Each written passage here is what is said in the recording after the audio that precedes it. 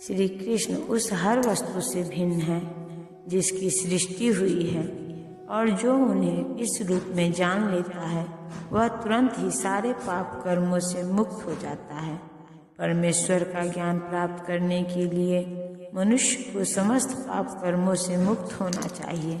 जैसा कि भागवत गीता में कहा गया है कि उन्हें केवल भक्ति के द्वारा जाना जा सकता है, किसी अन्य साधन से नहीं। मनुष्य को चाहिए कि कृष्ण को सामान्य मनुष्य न समझे।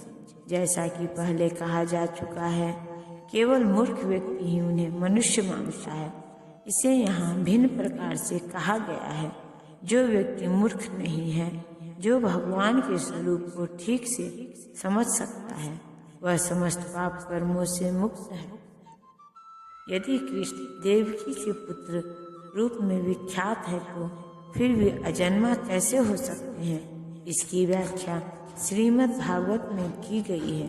जब वे देवकी तथा वासुदेव के समक्ष प्रकट हुए थे तो वे सामान्य शिशु की तरह नहीं जन्मे। वे अपने आदि रूप में प्रकट हुए और फिर एक सामान्य शिशु में परिणत हो गए। कृष्ण की अध्यक्षता में जो भी कर्म किया जाता है वह दिव्य है। वह शुभ या अशुभ फलों से दूषित नहीं होता।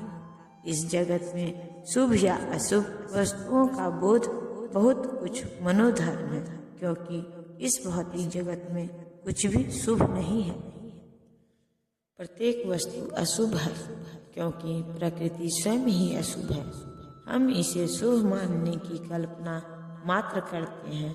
वास्तविक मंगल तो पूर्ण भक्ति और सेवा भाव से युक्त कृष्ण भावनामृत पर ही निर्भर करता है। यदि हम तनिक भी चाहते हैं कि हमारे कर्म शुभ हो तो हमें परमेश्वर की आज्ञा से कर्म करना होगा।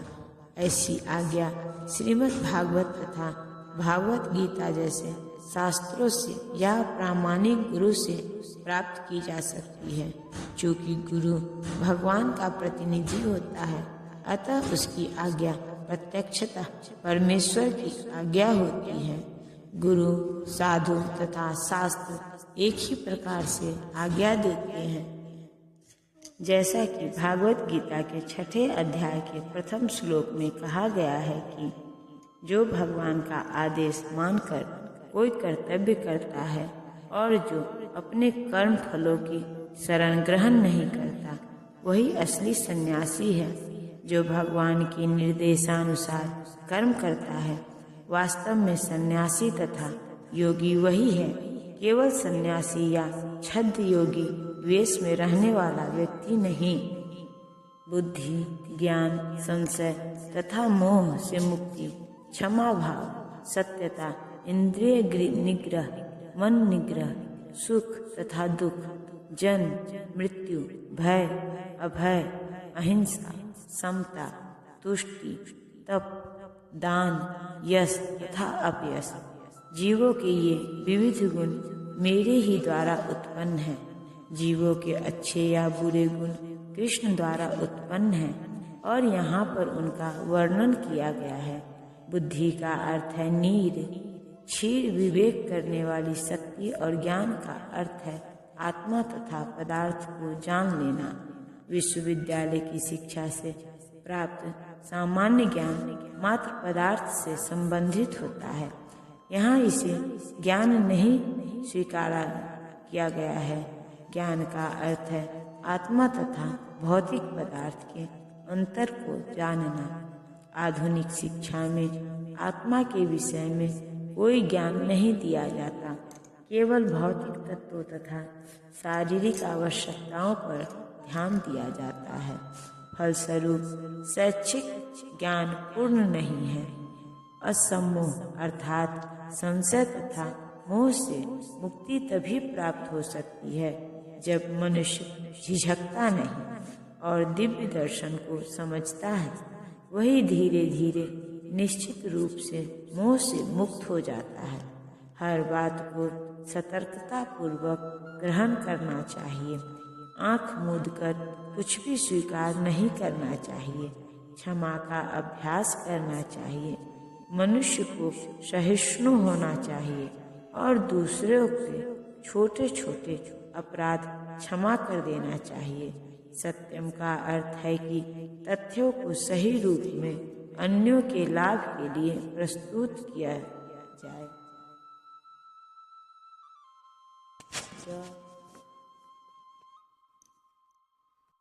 तथ्यों को तोड़ना मरोड़ना नहीं चाहिए। सामाजिक प्रथा के अनुसार कहा जाता है कि वही सत्य बोलना चाहिए जो अन्यों को प्रिय लगे, किंतु यह सत्य नहीं है। सत्य को सही सही रूप में बोलना चाहिए जिससे दूसरे लोग समझ सके कि सच्चाई क्या है। यदि कोई मनुष्य चोर है और यदि लोग सावधान कर दिया जाए कि अमुक व्यक्ति चोर है तो यह सत्य है। यद्यपि सत्य कभी कभी अप्रिय होता है, किंतु सत्य कहने में संकोच नहीं करना चाहिए। सत्य की मांग है कि तथ्यों को यथारूप में लोकहित के लिए प्रस्तुत किया जाए। यही सत्य की परिभाषा है। दमः का अर्थ है कि इंद्रियों को व्यर्थ के विषय भोग में न लगाया जाए। इंद्रियों की समुचित आवश्यकताओं की पूर्ति का निषेध नहीं है, किंतु अनावश्यक इंद्रिय भोग आध्यात्मिक उन्नति में बाधक है। फलतः इंद्रियों के अनावश्यक उपयोग पर नियंत्रण रखना चाहिए। इसी प्रकार मन पर भी अनावश्यक विचारों के विरुद्ध संयम रखना चाहिए। इसे सम कहते हैं। मनुष्य को चाहिए कि धन अर्जन के चिंतन में ही सारा समय न कमाए। यह चिंतन शक्ति का दुरुपयोग है।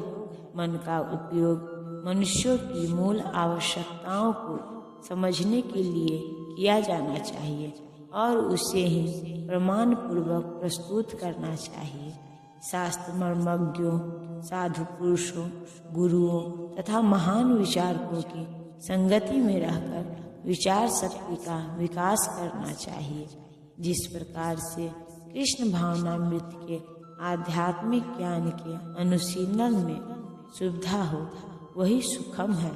इसी प्रकार दुखम वह है जिससे कृष्ण भावनामृत के अनुशीलन में असुविधा हो। जो कुछ कृष्ण भावनामृत के विकास के अनुकूल हो उसे स्वीकार करे और जो प्रतिकूल हो उसे परित्याग करे। भव अर्थात जन्म का संबंध शरीर से है। जहाँ तक आत्मा का प्रश्न है वह न तो उत्पन्न होता है न मरता है। इसकी व्याख्या हम भगवत गीता के प्रारंभ में ही कर चुके हैं। जन्म तथा मृत्यु का संबंध इस भौतिक जगत में शरीर धारण करने से है। भय तो भविष्य की चिंता से उद्भूत है। कृष्ण भावनामृत में रहने वाला व्यक्ति कभी भयभीत नहीं होता, क्योंकि वह अपने कर्मों के द्वारा भगवत धाम को वापस जाने के प्रति आश्वस्त रहता है। फलस्वरूप उसका भविष्य उज्जवल होता है, किंतु अन्य लोग अपने भविष्य के विषय में कुछ नहीं जानते। उन्हें इसका कोई ज्ञान नहीं होता कि अगले जीवन में क्या होगा। फलस्वरूप वे निरंतर चिंताग्रस्त रहते हैं। यदि हम चिंता मुक्त होना चाहते हैं तो सर्वोत्तम उपाय यह है कि हम कृष्ण को जानें तथा कृष्ण भावनामृत में निरंतर स्थित रहें। इस प्रकार हम समय भय से मुक्त रहेंगे।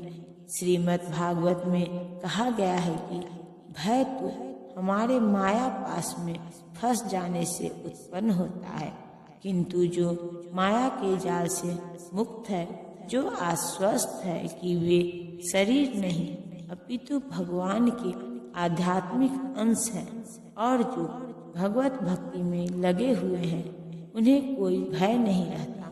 उनका भविष्य अत्यंत उज्जवल है। यह भय तो उन व्यक्तियों की अवस्था है जो कृष्ण भावनामृत में नहीं है।